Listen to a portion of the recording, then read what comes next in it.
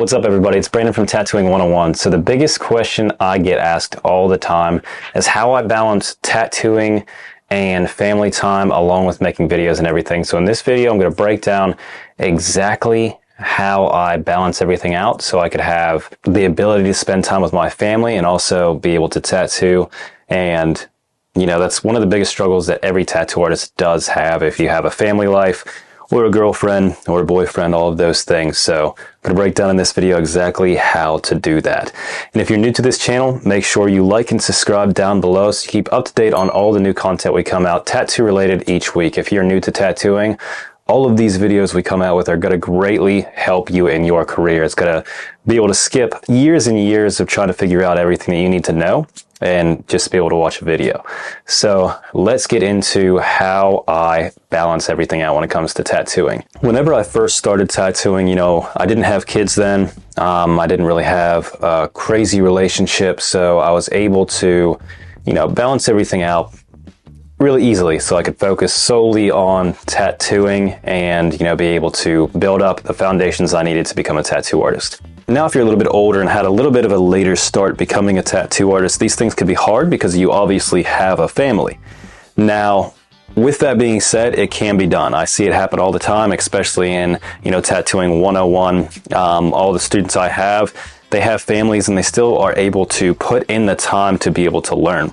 Also, if you haven't checked out Tattooing 101, make sure you check that out. It helped a ton of artists be able to become a tattoo artist, and in some instances, become a licensed tattoo artist, depending on the state or where you're located. But I'll leave a link in the description below if you're interested in checking that out. With that, the biggest thing that greatly helped me would be being able to plan everything out. So if you have a journal, or I like to use Google Calendar because it gives you notifications and everything. If you have an actual journal or a planner, you know, you have to look at it to be able to understand exactly where all your appointments are and everything. So with technology nowadays, everything could be on your phone, makes it way easier to be able to keep track of everything.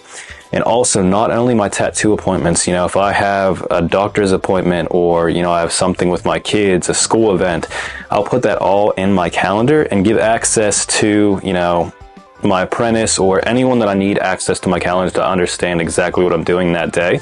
They have access to it to be able to look and see and also schedule things if need be, which is super cool. You know, you could have your girlfriend, boyfriend, fiance have your actual Google Calendar and schedule things in like a dinner date or movie night into your calendar so you know exactly what's going on and be able to schedule everything out in detail with time slots. So that's one thing. Keeping organized is probably the biggest thing whenever it comes to, you know, trying to balance a ton of things at once. Now, as a tattoo artist, you're not only tattooing, you have to schedule time for drawing, you know, answering messages, things like that, which could take a ton of time to do.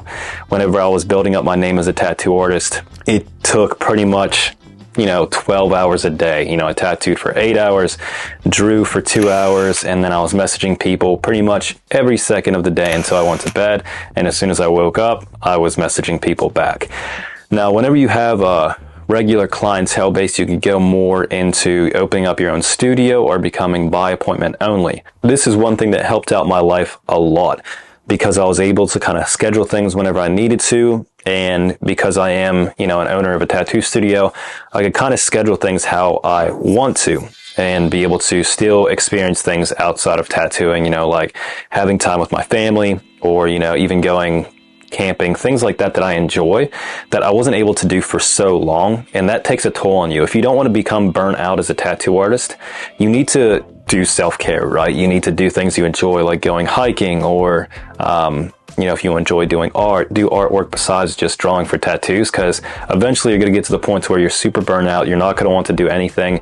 And it comes in waves, right? You could be good for a year and then go through a period of time to where you're just super burnt out.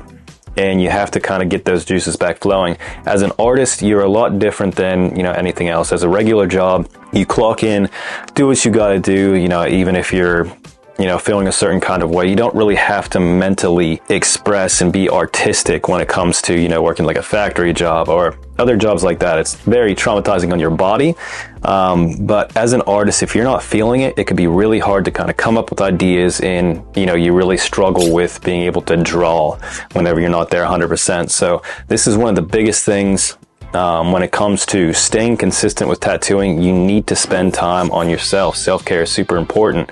So anything that you enjoy, don't just go 100%, giving up on everything in your life to get to any dream, which is, great. If that's what you want to do, by all means. But at the end of the day, family is what's important. Having your circle around you that's going to support you through the good times and the bad times. Without that, it could be really lonely and, could cause a lot of mental issues or, depression, stuff like that. So take time for yourself, take time for your family, and I promise the appointments are going to be there at the end of the day. So I wanted to touch with everyone on this subject because I know it can be super stressful, even with me trying to balance everything.